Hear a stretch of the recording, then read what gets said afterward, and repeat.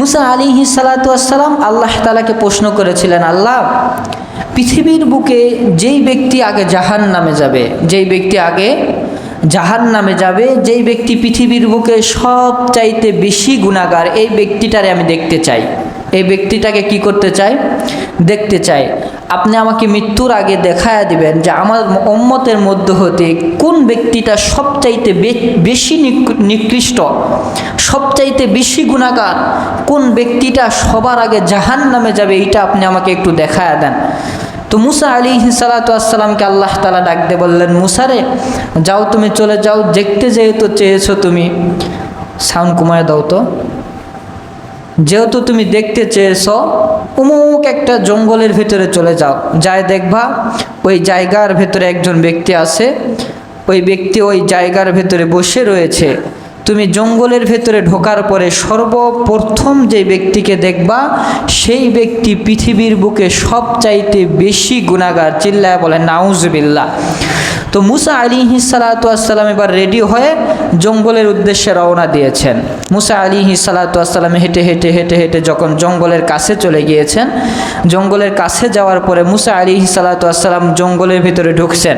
সর্বপ্রথম মুসা নবী একজন ব্যক্তিকে দেখেছিলেন, সেই ব্যক্তি একটা গাছের গুল কাটতেছে। জোরে বলেন, কি করতেছে? একটা গাছের গুল কাটতেছে। মুসা আলাইহিস সালাতু ওয়াসসালাম ওই ব্যক্তির চেহারার দিকে তাকাইলেন। তাকিয়ে থাকে মুসা আলাইহিস সালাতু ওয়াসসালাম একটু আফসোস করে বললেন, আহায় আফসোস, এরকম একজন কাঠুরিয়া, যার বাড়িতে খাবার নাই, যার বাড়িতে টাকা পয়সা নাই, সেই নাকি সর্বপ্রথম জাহান্নামে যাবে, সেই নাকি আল্লাহর কাছে সবচাইতে নিকৃষ্টতম ব্যক্তি। মুসা নবী এরকম আফসোস করতে করতে বাড়িতে ফিরে এসেছে। আসার পরে মুসা আলাইহিস সালাতু ওয়াসসালামের কখনো প্রশ্ন শেষ হয় না। মুসা আলাইহিস সালাতু ওয়াসসালাম এমন নবী ছিলেন, তার একদিন পর পর আল্লাহর কাছে একটা প্রশ্ন করার দরকার লাগতোই। যদি মুসা নবী আল্লাহরে প্রশ্ন না করতেন, মুসা নবী মনে হয় শান্তিতে থাকতেই পারতেন না। তো মুসা নবী দ্বিতীয় দিন আবার প্রশ্ন করতেছে, আল্লাহ, সর্বপ্রথম যে ব্যক্তি জাহান্নামে যাবে, এই ব্যক্তিকে তো আপনি দেখায়া দিয়েছেন, তো এইবার আমাকে দেখায়া দেন সর্বপ্রথম কোন ব্যক্তি জান্নাতে যাবে, কোন ব্যক্তি আপনার কাছে বেশি প্রিয়, কোন ব্যক্তিকে আপনি কবুল করেছেন, কোন ব্যক্তিকে আপনি জাহান্নামে দিবেন না জান্নাতের ভেতরে দিবেন, এইটা একটু আমার দেখায় দেন। তো আল্লাহ তাআলা মুসা নবীরে ডাক দিয়ে বললেন, ঠিক আছে মুসা, চলে যাও, যেই জঙ্গলের ভেতরে তুমি গিয়েছিলা, ওই জঙ্গলের ভিতরে আবার তুমি যায় সর্বপ্রথম যেই ব্যক্তিকে তুমি দেখবা, সেই ব্যক্তি আমার কাছে সবচাইতে বেশি পছন্দের, আর সেই ব্যক্তি বিনা হিসাবে জান্নাতে চলে যাবে। সুবহানাল্লাহ বলেন। তো মুসা আলাইহিস সালাতু ওয়াসসালাম আবার রওনা দিয়েছেন জঙ্গলে। জঙ্গলে যাওয়ার পরে তিনি সর্বপ্রথম যেই ব্যক্তিকে দেখেছেন, সেইটা হচ্ছে ওই ব্যক্তি আগেকার দিনে যেই কাঠুরিয়াকে দেখেছিলেন, সেই ব্যক্তি মুসা আলাইহিস সালাতু ওয়াসসালামের সামনে দাঁড়িয়ে আছে। তো মুসা নবী আল্লাহকে ডাক দিয়ে বলতেছে, আল্লাহ, আপনি না গতদিন বললেন, গতকালকে বললেন এই ব্যক্তি জাহান্নামী, তো আজকে আবার আমি জঙ্গলে আসার পরে সর্বপ্রথম এই ব্যক্তিকেই দেখলাম, তার মানে কি এই ব্যক্তি জান্নাতি? আল্লাহ বলেন, হ্যাঁ, তুমি যেটা দেখেছো সেটা সঠিক দেখেছো। গত রাতে, গত দিনে যেটা তুমি দেখেছিলা, সেই ব্যক্তি জাহান্নামী ছিল। আজকে যে ব্যক্তিকে তুমি দেখতেছো, এই ব্যক্তি জান্নাতি, কিন্তু উভয় ব্যক্তি একজন। জোরে বলেন, কয়জন? একজন। মুসা নবী আল্লাহকে প্রশ্ন করলেন, আল্লাহ, আপনি না বললেন এই ব্যক্তি জাহান্নামে যাবে, আবার জান্নাতি কেমনে হয়ে গেল? তো মুসা আলাইহিস সালাতু ওয়াসসালাম এবার আল্লাহ তাআলাকে ডাক দিয়ে বললেন যে, আল্লাহ, আপনি কি আমল করার বিনিময়ে একে কবুল করেছেন, এটা একটু আমাকে বলে দেন।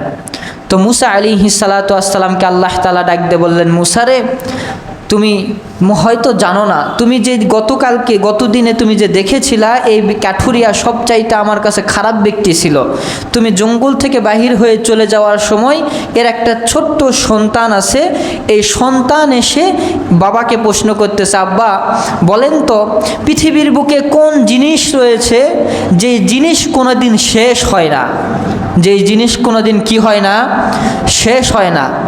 তখন ওই ব্যক্তি, মূর্খ ব্যক্তি, সন্তানকে বলতেছে, বাবা, পৃথিবীর বুকে ওই একটা জিনিসই শেষ হয় না, আর সেটা হচ্ছে একমাত্র আমার আল্লাহ তাআলার রহমত কখনো শেষ হয়?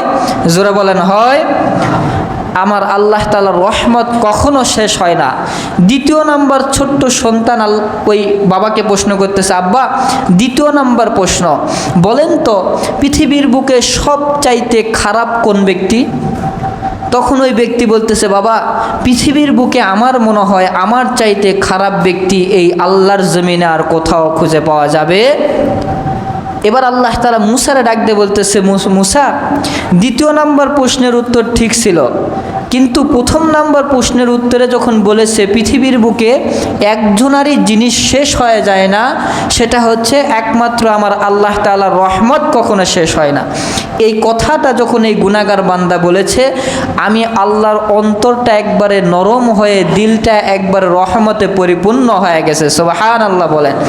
আমি খুশি হয়ে জাহান্নামী ব্যক্তিকে খুশি হয়ে তার উপরে একেবারে সন্তুষ্ট হয়ে তার জিন্দেগির সব গুনাহ খাতাগুলোকে ক্ষমা করে এই ব্যক্তিকে আমি বিনা হিসাবে এই মুহূর্তেই তাকে জান্নাত দান করে দিয়েছি। সুবহানাল্লাহ বলেন। তো আল্লাহ তাআলার রহমত কখনো শেষ হয়?